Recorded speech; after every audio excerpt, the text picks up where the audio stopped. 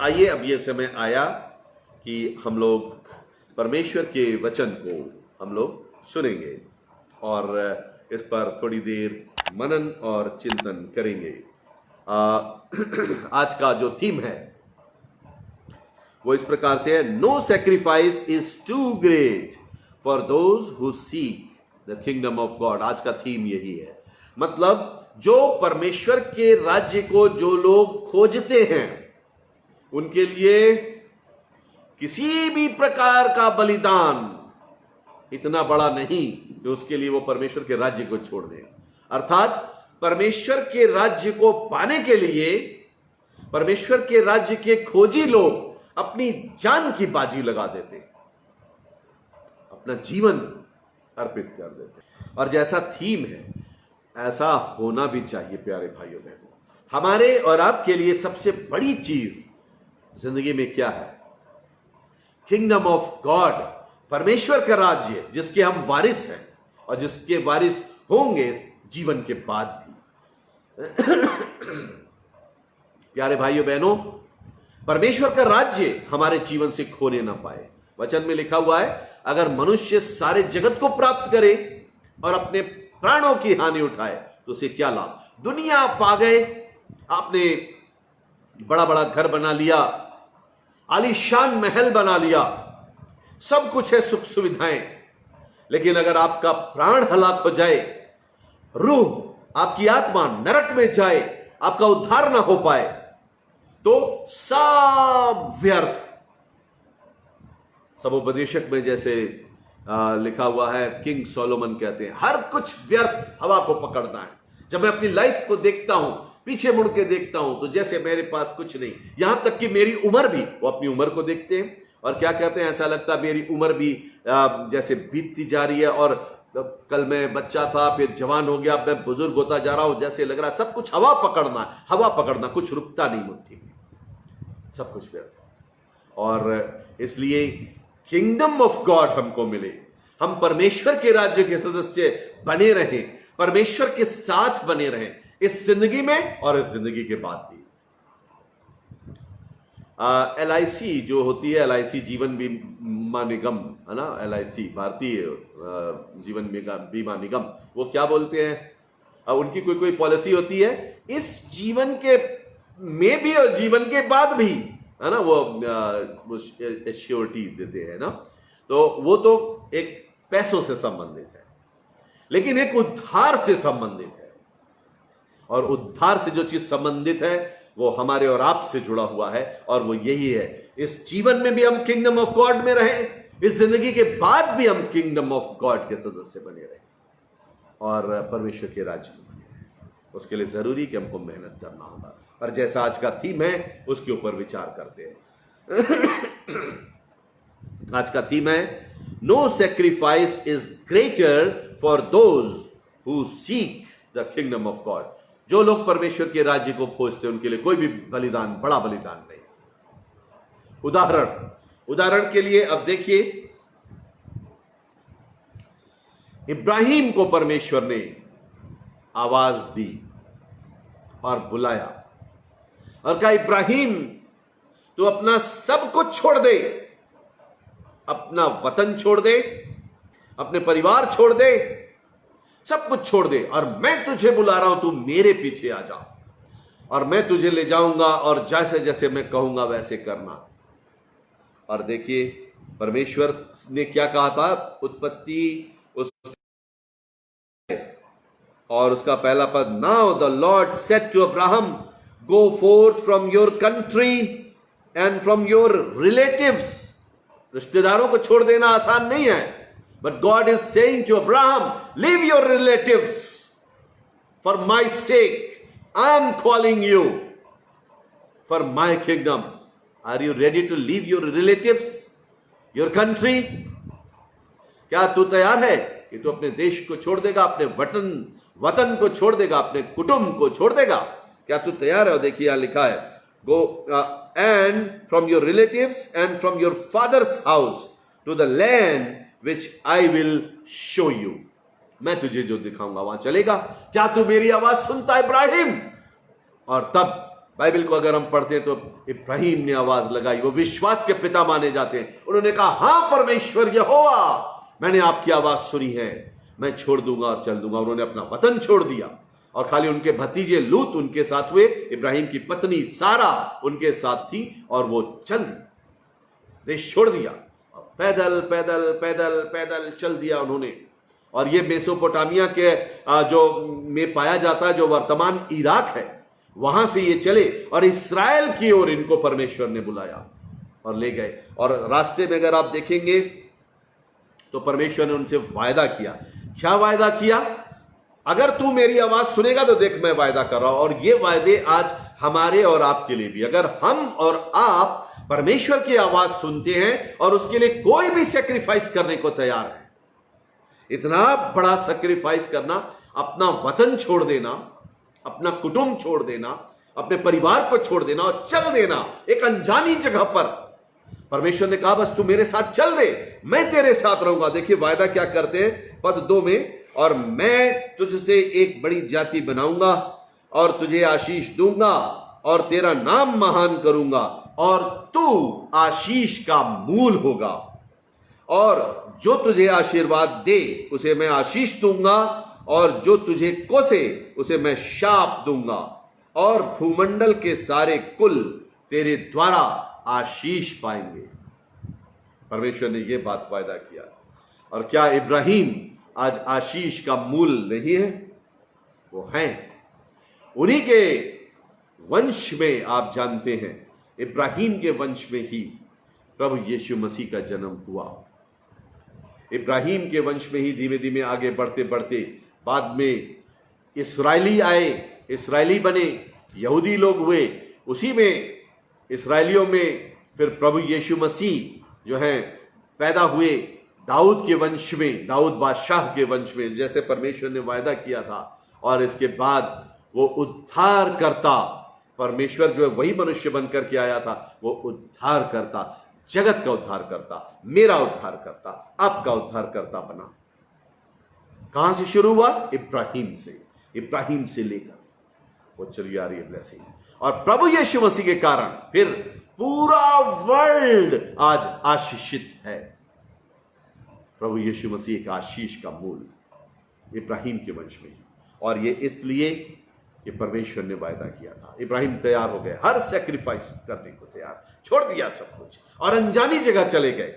और देखिए रास्ते में जब वो गए तो उनको कुछ नहीं मिला। अगर आप इब्रानियों पढ़ेंगे तो उसमें लिखा हुआ है, इन्होंने विश्वास किया, चल तो दिए, ये वहां पर पहुंचे कनान देश के पास, उस जगह को देखा। परमेश्वर ने कहा, यह जगह मैं तेरे वंश को दूंगा, तेरा वंश जो सारा से उत्पन्न होगा, तेरी पत्नी से, यानी इसहाक, इब्राहिम, इसहाक, उसके बाद याकूब, और उसके बाद इस्राएल के 12 वंश वो बनेंगे, ट्राइब्स आएंगे। परमेश्वर ने वायदा किया था कि परमेश्वर ने इन सब चीजों का कि ये तेरा वंश इसी जगह जहां पे आज वर्तमान इस्राएल में इस्राएली रहते हैं, वो परमेश्वर के वायदे के अनुसार है। और परमेश्वर ने कहा, मैं तेरा वंश यहां रहेगा। इब्राहिम तो छोड़ के चल दिए अपना घर, उनको कुछ मिला नहीं, प्रतिज्ञा की हुई देश बस देखा आंखों से। और फिर इसके बाद अकाल पड़ा, वो इजिप्ट चले गए, इजिप्ट से लौट करके आए और फिर वहां पर वो रहे और उनका पूरा जीवन ऐसे ही सेक्रीफाइस में बीत गया। लेकिन वो जगह उनको तो नहीं प्राप्त हुई, लेकिन उनके वंशों को जरूर से मिली। और आज हम उस परमेश्वर की प्रतिज्ञा को पूरा होता देखते हैं, जो कई वंश में पूरा होता है, कई जेनरेशंस में पूरा होता है। इतने प्यारे भाइयों बहनों, कभी कभी हम लोग जब परमेश्वर की वायदों की प्रतीक्षा करते हैं तो कभी कभी सोचते हैं परमेश्वर टाइम निकला जा रहा, बड़े अधीर हो जाते हैं हम लोग। हो सकता है परमेश्वर अपना वायदा आपके सामने ना करे तो आपके बेटा बेटी के साथ करेगा, लेकिन परमेश्वर करेगा।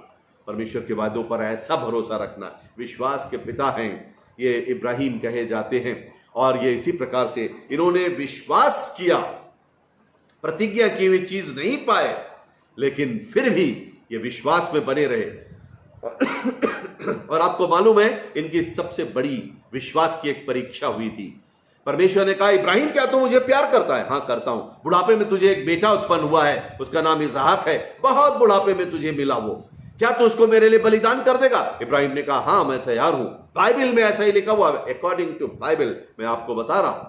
और इसके बाद परमेश्वर ने जब उनके पुत्र इसहाक की बलिदान मांगा और वो तैयार हो गए और वो लेके अपने बेटे को थोड़ी सी आग लेकर के और वो मोरिया देश की ओर चले गए, जो वर्तमान इस्राएल है वहां यरूशलेम, और यरूशलेम जो मोरिया पहाड़ के ऊपर ही बसा हुआ है, और वहां वो लेकर के आए। और वो जब तैयार हुए और उन्होंने जब अपने बेटे को कुर्बान करने की बात, जब उन्होंने जब तलवार चलाना चाहा, तब परमेश्वर की आवाज आई, इब्राहिम बस कर, क्योंकि तेरा बेटा कुर्बान नहीं होगा, बल्कि इस जगह तू एक भेड़ के बच्चे को तू कुर्बान कर दे। इस जगह मैं अपने पुत्र को, यीशु मसीह को एक दिन कुर्बान करूंगा, वो अपनी जान देगा, उसके लहू बहाने से पूरी धरा के लोग आशीषित होंगे और उद्धार होंगे। उद्धार की कथा यीशु मसीह के बलिदान में छिपी थी, जो परमेश्वर ने इब्राहिम को उनका बेटे को बलिदान होने नहीं दिया। और परमेश्वर ने अपने बेटे को, या अर्थात प्रभु यीशु मसीह को, उस जगह समय जब बीता तो यीशु मसीह आए और उन्होंने अपनी जान दी। और उनके लहू के ऊपर, उनके बलिदान के ऊपर विश्वास करने से हम और आप उद्धार पाते हैं। और इस बात को हमें याद रखना होगा। न्यू टेस्टमेंट के जमाने के लिए मैं आपका ध्यान लाना चाहता हूं, जो आपके सामने पढ़ा गया था न्यू टेस्टमेंट से। और ये जो आपके सामने फिलिपियों उसका 3रा अध्याय पढ़ा गया था, इसमें आप देखिए यहां पर प्रभु यीशु मसीह के ऊपर अब बहुत लोग विश्वास करने लगे हैं। उस ट्रू किंगडम ऑफ गॉड में बहुत से लोग जुड़ने लगे, और वो किंगडम ऑफ गॉड परमेश्वर ने स्थापित किया। और विश्वास के द्वारा इब्राहिम ने जैसे बलिदान किया, ऐसे बहुत से लोग अपनी इच्छाओं का बलिदान कर देते हैं और कर देते थे और कर देते रहेंगे। हम और आप भी तैयार रहते हैं कि हम अपनी इच्छाओं को बलिदान कर देंगे, अपने जीवन का बलिदान कर देंगे, लेकिन किंगडम ऑफ गॉड उसको हम कभी खोए नहीं। जैसा उसका थीम है, no sacrifice is great for those who seek the kingdom of God. We must seek kingdom of God, we must try to inherit the kingdom of God. हमको मिलना ही चाहिए, स्वर्ग के राज्य के हम और आप वारिस हो, इसके लिए प्रयास करना है। और प्यारे भाइयों बहनों, अगर हम इसके महरूम हो गए, अगर स्वर्ग का राज्य हमसे छूट गया, तब जान लीजिए कि हमारी रूह हलाक हो जाएगी, नरक की आग में डाली जाएगी। तब क्या होगा? इसलिए हमको तैयार होना है। और प्रभु यीशु मसीह पे विश्वास करने वाले लोगों ने बड़े बड़े सैक्रिफाइस किए। यीशु मसीह के सारे चेले, आप मालूम है, उन्होंने अपने जीवन का बलिदान कर दिया, लेकिन उस किंगडम ऑफ गॉड को प्राप्त किया। यीशु मसीह का प्रचार करते रहे। किंगडम ऑफ गॉड कैसे मिलता है? प्रभु यीशु मसीह के द्वारा, यीशु मसीह पे विश्वास करने से मिलता है। परमेश्वर का राज्य यीशु मसीह के थ्रू हमें मिलेगा। जब हम यीशु को ग्रहण करते हैं, उनकी शिक्षाओं को मानते हैं और उस पर चलते हैं, तो हम किंगडम ऑफ गॉड में चलते हैं। इस बात को हमेशा ध्यान में रखना है। और प्रभु यीशु मसीह ने इसी कार्य को किया। प्रभु यीशु मसीह देखिए, जब आए थे तो वो कोई धर्म स्थापित करने नहीं आए थे या राजा बनने नहीं आए थे, वो मरने आए थे, अपना जीवन देने आए थे क्रूस पर। और वो इसलिए आए थे कि किंगडम ऑफ गॉड स्थापित करें और उसमें पूरा जहान जुड़े। जो विश्वास करेगा वो अनंत जीवन पाएगा। वो गोल्डन वर्स बाइबल की, जॉन 3:16, परमेश्वर ने संसार से ऐसा प्रेम किया कि उसने अपना इकलौता पुत्र दिया, ताकि जो कोई उस पर विश्वास करे वो नाश ना हो वरन अनंत जीवन पाए। आप चाहे किसी भी जातीय धर्म के हैं, अगर आप विश्वास करते हैं कि यीशु मसीह ही उद्धार करता है, बिना उसके गुनाहों की माफी नहीं, बिना उसके किंगडम में आए हमारा उद्धार नहीं, तो आप जान लीजिए आप सही राह पे चल रहे हैं। और यीशु मसीह जो है वो किंगडम ऑफ गॉड देने वाला, वो परमेश्वर का वो स्वर्गीय राजा नियुक्त किया जा चुका है। वो हमारा स्वर्गीय राजा है, हमारी आत्मा का राजा। हम कहते हैं, हे मेरे राजा, हे मेरे परमेश्वर प्रभु यीशु, जब लोग प्रेयर करते हैं, क्यों? हम उसकी किंगडम में रहते हैं। यीशु मसीह हमारा स्वर्गीय राजा है, वो हमारा आत्मिक राजा है। हम उसकी आज्ञाओं का पालन करते हैं। और सेंट पॉल, देखिए ये भी पहले यहूदी थे, ये बहुत बड़े जबरदस्त फरीसी थे और ये वो शरीयत पे चला करते थे। इनके सामने जब ये मसीही विश्वास आया, ये मसीही विश्वास का इनकार करते थे, मसीहियों को सताते थे, मसीही लोगों को मारते पीटते थे, उनको जेल में डालते थे। और एक दिन जब ये मसीहियों को सताने के लिए जा रहे थे, रास्ते में इनको प्रभु यीशु मसीह का ही दर्शन हो गया। और आपको वो घटना मालूम है। और दोपहर के समय बड़ी तेज रोशनी इनके ऊपर चमकी और आवाज आई कि पौलुस, शाऊल शाऊल तू मुझे क्यों सताता है। उन्होंने कहा आवाज तो आ रही है, दिख नहीं रहा कौन बात कर रहा है। और तब आवाज आई, मैं यीशु हूं जो तुझसे बात कर रहा हूं, तू मुझे सता रहा है, मेरे लोगों को सता रहा है, इसलिए मुझे सता रहा है। प्यारे भाइयों बहनों, बाइबल हमें और आपको एक बहुत बड़ा दर्जा देती है। हम और आप परमेश्वर के आंख की पुतली हैं। अगर आपको कोई छूता है तो वो परमेश्वर की आंख में उंगली डालता है और परमेश्वर उसका बदला जरूर उससे लेगा। परमेश्वर खास करके, और इसमें भी परमेश्वर के जो सेवक होते हैं वो परमेश्वर की आंख की विशेष पुतली होते हैं। अगर परमेश्वर के सेवक को सताया, परेशान किया, तो परमेश्वर बदला भी लेता है, पलटा भी लेता है। और इसलिए ध्यान रखना होगा कि ये जो थे ये परमेश्वर के लोगों को सता रहे थे। तो यीशु मसीह ने कहा शाऊल तू मुझे सता रहा है, जबकि वो मसीही लोगों को सता रहे थे। और तब शाऊल अंधे हो गए, 3 दिन तक अंधे रहे।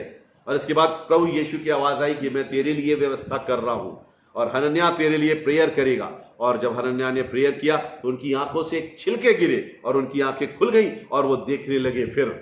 और इसके बाद तब उन्होंने कहा जिंदा यीशु मसीह ही है, मैं यीशु मसीह का विरोध करता था, अब नहीं करूंगा। वही है जीवित परमेश्वर, वो मनुष्य बनकर के आया था, उसने उद्धार किया, वो किंगडम ऑफ गॉड उसने स्थापित किया है। मैं यीशु की शिक्षाओं पे चलूंगा, उसका प्रचार करूंगा, दुनिया को बताऊंगा यीशु जी उठा है। यीशु अब मृतक नहीं है, मर के जी उठा है, वो अनंत जीवन दे सकता है, वो स्वर्गीय राजा है और एक दिन उसका राज्य स्थापित होगा। हम लोग जो बोलते हैं ना, दाई kingdom come thy will be done on earth, तो उसका राज्य एक दिन आएगा यीशु का। यीशु हमारा, प्रभु यीशु मसीह हमारा स्वर्गीय राजा है। क्या आप स्वर्ग के राज्य के सदस्य बनना चाहते हैं? अगर बनना चाहते हैं तो अपने जीवन को देना होगा। सेंट पॉल ने देखी कहा, मैं उसको पढ़ना चाहता हूं आपको। जो जो बातें, फिलिपियों 3:7, जो जो बातें मेरे लाभ की थी उन्हीं को मैंने मसीह के कारण हानि समझ लिया। मैं सब चीजों का सैक्रिफाइस करता हूं। मैं दुनिया के धन का सैक्रिफाइस मैंने किया, मैंने पद प्रतिष्ठा का सैक्रिफाइस कर दिया, मैं सब कुछ सैक्रिफाइस करता हूं ताकि मसीह के साथ चलूं, मसीह को जानूं, मसीह के लिए जीऊं। अंत में वो कहते हैं ताकि मैं किसी भी रीति से मरे हुओं में से जी उठने के पद तक प्राप्त करूं। सब कुछ छोड़ दूंगा लेकिन यीशु को नहीं छोड़ूंगा। यीशु मेरे जीवन का स्वामी रहेगा। ये सेंट पॉल, पौलुस जिनको बोलते हैं, ये उनका वक्तव्य है। अब हम और आप और एक प्रश्न है, क्या हम और आप तैयार हैं प्रभु यीशु मसीह के लिए? क्या हम और आप तैयार हैं कोई भी प्रकार का बलिदान दे देने के लिए? प्रभु यीशु मसीह से और उसके राज्य से कोई समझौता नहीं।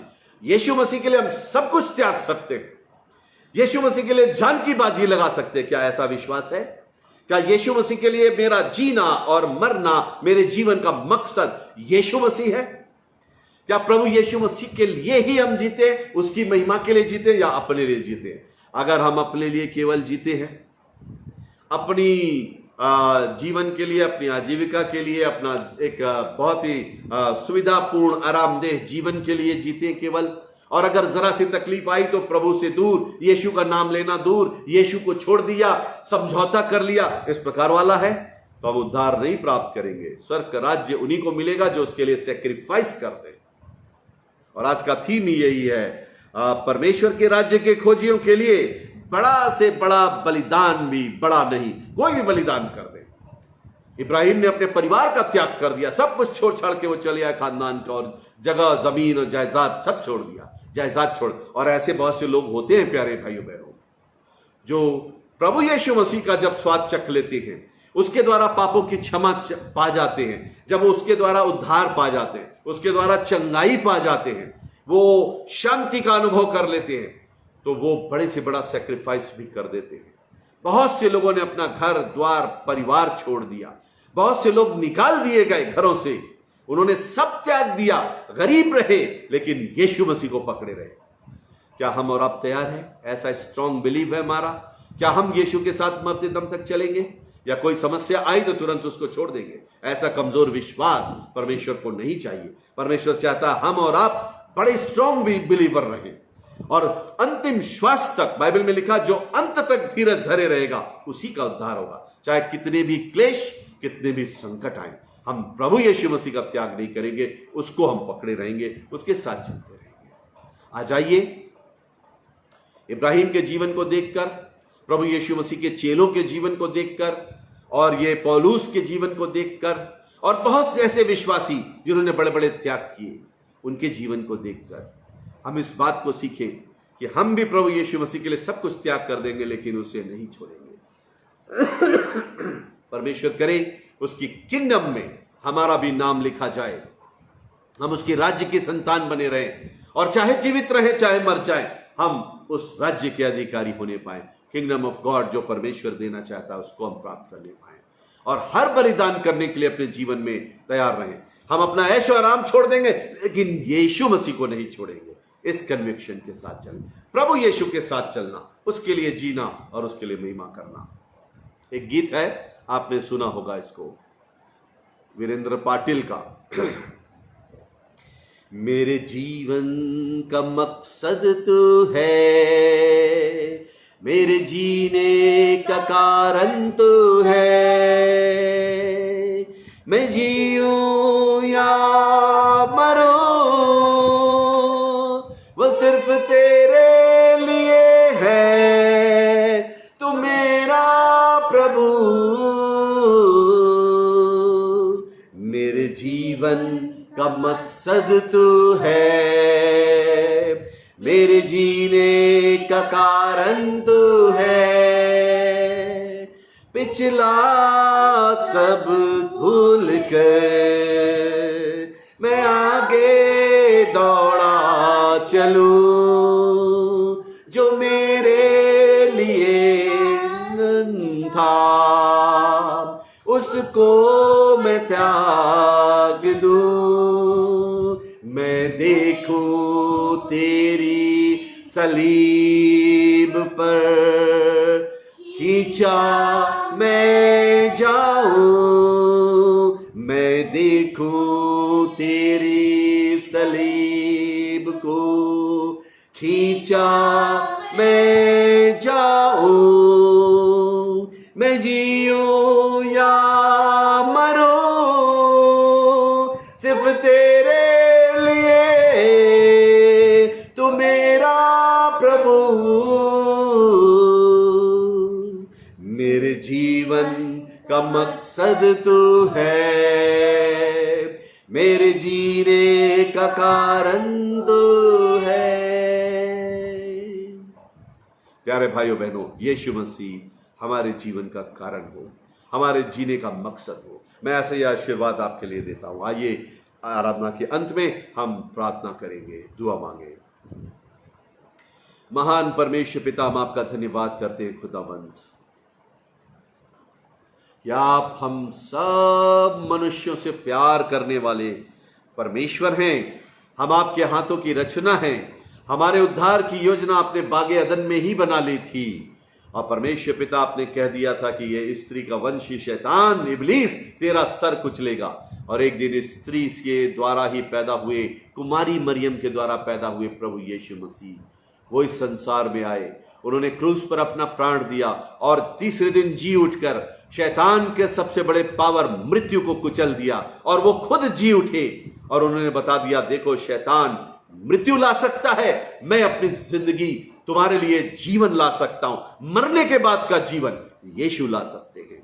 और प्रभु यीशु जी उठे और आज भी जीवित हैं, स्वर्ग पर उठा लिए गए, और आज आप परमेश्वर आपके दाहिने हाथ विराजमान हैं, और कभी भी किसी समय हमें फिर से लेने आ सकते हैं।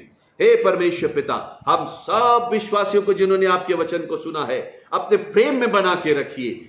वर दीजिए परमेश्वर पिता कि हम आपकी गवाही देते रहें, बड़ा से बड़ा बलिदान कर दें अपने जीवन का, लेकिन आपको प्राप्त करें। आप हमारे लिए सबसे कीमती हैं। और जैसे वचन में परमेश्वर लिखा हुआ है, सुसमाचार में पढ़ा गया कि स्वर्ग का राज्य उस किसान के लिए उस धन के समान है जो खेत जोतते समय उसको वो धन मिल गया, और इसके बाद वो गया, उसने अपना सब कुछ बेचकर उस खेत को खरीद लिया, क्योंकि उसमें वो धन था, और उसने उस धन को प्राप्त कर लिया, अपना सब कुछ बेच दिया और धन को प्राप्त किया। वैसे ही परमेश्वर, हम अपने जीवन का बलिदान करके, कोई भी बलिदान करके तेरे उस किंगडम को प्राप्त करने वाले बने, तेरे साथ जुड़े रहे परमेश्वर पिता। हर एक श्रोता जो अपने अपने घरों से वचन को सुन रहे हैं, इन्हें आशीष दीजिए, इनके जीवन पर आपकी बरकत का हाथ हो। और परमेश्वर पिता, आज जबकि आज पवित्र दिन है, आराधना का दिन है, ये परमेश्वर आशीषित बने रहे, इनके ऊपर आपकी बरकत का हाथ बना रहे परमेश्वर पिता, ये स्वस्थ रहे खुदावंद।